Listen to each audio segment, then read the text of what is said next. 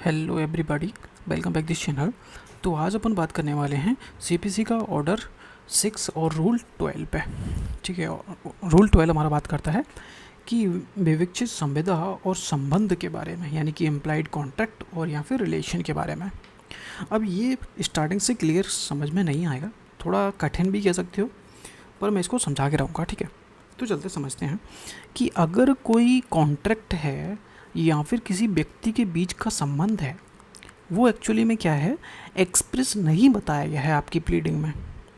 ठीक है, बल्कि पत्रों, लेटर्स या फिर लोगों के जो व्यवहार है या फिर उनके बीच जो बातचीत है या परिस्थितियों से इम्प्लाइड रूप से या फिर अनुमान लगाया जा रहा है कि उनके बीच में ऐसा कॉन्ट्रैक्ट था या ऐसा रिश्ता था।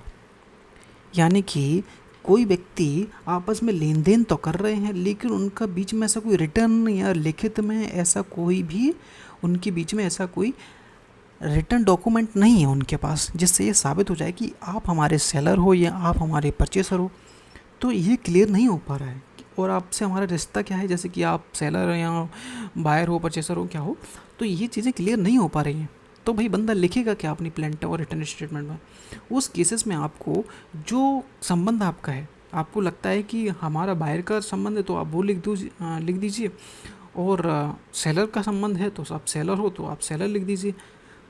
और लेकिन ये लिखने की ज़रूरत नहीं है कि आप जो सेलर बोल रहे हो कि मैं उसका मेरा संबंध उससे सेलर का है, तो वो संबंध आपका सेलर से कैसे है वो लिखने की ज़रूरत नहीं है, क्योंकि आपका संबंध जो है एक लेटर से चल रहा है आपका बिजनेस, कि वो मेरे को लेटर भेजता है 5 बोरी भेज दीजिए, तो मैं यहाँ से 5 बोरी भेज देता हूँ। तो ये लेटर से पूरा रिलेशन चल रहा है। तो ना आप हर लेटर को लिखने की ज़रूरत नहीं है, उस केसेस में आपको प्लांट में बताने की ज़रूरत नहीं है। यहाँ उनका रिलेशन है, वो बंदा उसकी दुकान पे आता है, वो सामान लेके चला जाता है, रोज़ कैसे ही चलता है उसका, उसके बीच में जो एक विक्रेता और क्रेता का संबंध है, रोज़ आता है और सामान लेके चला जाता है। उसके व्यवहार से ये लगाया जा रहा है कि वो विक्रेता है और हम क्रेता हैं। तो आपको ये सभी व्यवहार लिखने की ज़रूरत नहीं है, क्या बातचीत आप लोगों के बीच में होती है ये सब लिखने की ज़रूरत नहीं है, किस परिस्थितियों में आपके बीच में ऐसा रिलेशन बना ये सब लिखने की ज़रूरत नहीं है। सिर्फ आपको उसका नाम लिखना है कि आप कौन हो। मैं विक्रेता हूँ, मैंने सामान बेचा और सामने वाले ने क्रेता, उसने सामान खरीदा, उतना लिखना ज़रूरी होगा। जबकि आप जानते हो कि आपके बीच में ऐसा कोई प्रूफ नहीं है जिससे आप साबित कर सको, लेकिन आपके पत्रों या फिर आपके व्यवहार, बातचीत या फिर परिस्थितियों से ये साबित हो जाएगा। तो आपको ये चीज़ें एविडेंस में दिखानी पड़ेंगी। एविडेंस के टाइम पे, स्टार्टिंग प्लान तैयार करते टाइम आपको ये सब नहीं लिखना। उस टाइम पे आपको सिर्फ अपना रिलेशन या फिर कॉन्ट्रैक्ट क्या है वो सब आपको लिखना है। ठीक है, तो प्लीडिंग प्लांट या रिटर्न स्टेटमेंट में सिर्फ इतना बताना काफ़ी है कि ऐसा कॉन्ट्रैक्ट हमारे बीच में था या फिर ऐसा रिलेशन हमारे बीच में है या था, ये सब लिखना है। यह ज़रूरी नहीं है कि हर लेटर को, हर कन्वर्सेशन को, हर सरकमस्टांसेस को की डिटेल उसमें लिखी जाए। ठीक है, अब एग्जांपल से और जल्दी क्लियर हो जाएगा कि कोई रिटर्न एग्रीमेंट हमारे बीच में नहीं है। कोई पार्टी है, ए हो गया और एक बी हो गया। ठीक है, इनके बीच में कोई रिटर्न एग्रीमेंट नहीं है। मोहन रोज़ दुकानदार रमेश से सामान लेता था, पेमेंट करता था, और मोहन बल्क में सामान खरीदता और गांव की में बेचता था। अब रमेश ने कभी इनकार नहीं किया और मोहन को होलसेलर रेट पर ही सामान देता रहा। ठीक है, अब कोर्ट में क्या कहा जाएगा? मोहन अपनी प्लीडिंग में कहता है कि मेरे और रमेश के बीच में बायर और सेलर का इम्प्लाइड कॉन्ट्रैक्ट था। सीधी बात, इतना ही तो कहा जाएगा।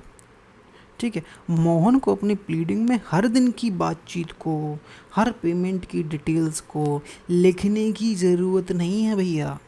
ठीक है, सिर्फ आपको इतना बताना है कि आप कौन हो और आपका रिलेशन क्या है।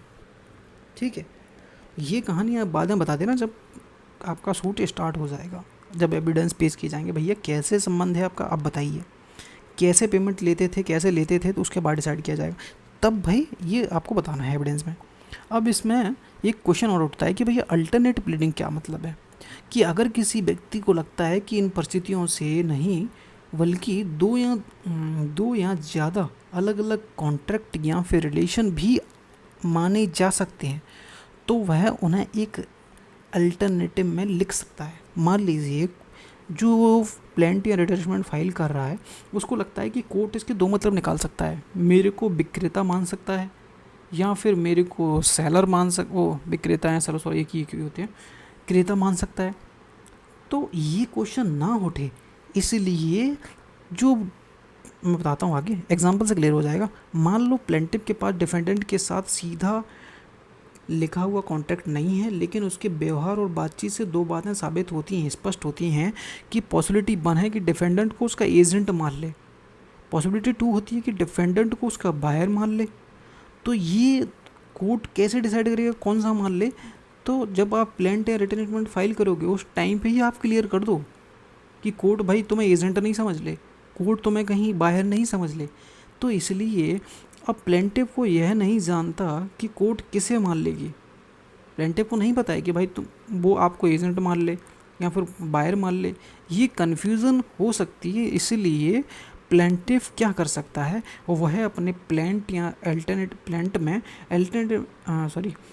अल्टरनेटिव में लिख सकता है कि डिफेंडेंट और मेरा एजेंट का संबंध है, और अगर एजेंट नहीं था तो बायर का संबंध है। वो खुद कंफर्म नहीं है मान लीजिए, तो आप पहले ही क्लियर कर दो कि मेरा एजेंट का संबंध है, एजेंट नहीं है तो मेरा बायर है वो, ताकि जो कोर्ट है सही डिसीजन ले सके, सही मुद्दे पे पहुंच सके एक्चुअल में बात किस चीज़ की हो रही है। ठीक है, अगर बंदा ही अल्टरनेटिव प्लीडिंग करना चाहता है कि मेरा यहाँ तो बायर का संबंध है या फिर एजेंट का संबंध है, तो वो आप क्लियरली लिख देना, ठीक है, अल्टरनेटिव के रूप में। इसे कहते हैं अल्टरनेटिव प्लीडिंग, यानी दोनों बातों को विकल्प अल्टरनेटिव के रूप में प्लीड करना। उद्देश्य समझिए, प्लीडिंग को छोटा और स्पष्ट बनाना, कोर्ट को बताना कि आपके अनुसार कॉन्ट्रैक्ट या रिलेशनशिप एग्जिस्ट करता है, बाकी डिटेल आपको एविडेंस में प्रूव करनी होगी। अल्टरनेटिव प्लीडिंग की अनुमति देना ताकि जस्टिस प्रभावित ना हो। तो ये हमारा रूल 12 था। सिर्फ आपको इतना ध्यान रखना है कि आपके बीच में कोई रिलेशन है तो आपको स्टार्टिंग में सिर्फ उतना ही बताना है, और साबित कैसे होगा ये चीज़ आपको एविडेंस के तौर पर बतानी पड़ेगी बाद में। स्टार्टिंग में ये सब घुसड़ने की ज़रूरत नहीं है, आपके बीच में क्या रिश्ता है, ये आपके बीच में कॉन्ट्रैक्ट कैसा क्या है, वो सब आपको स्टार्टिंग में सिर्फ उतना ही लिखना होगा, डिटेल लिखने की ज़रूरत नहीं है। वीडियो पसंद आए लाइक करना, सब्सक्राइब करना। मिलते हैं रूल 13 पे, ठीक है। कोई स्पेसिफिक कुछ और पढ़ना हो बताना, वीडियो बनाएंगे ज़रूर। मिलते हैं नेक्स्ट वीडियो में। Thank you.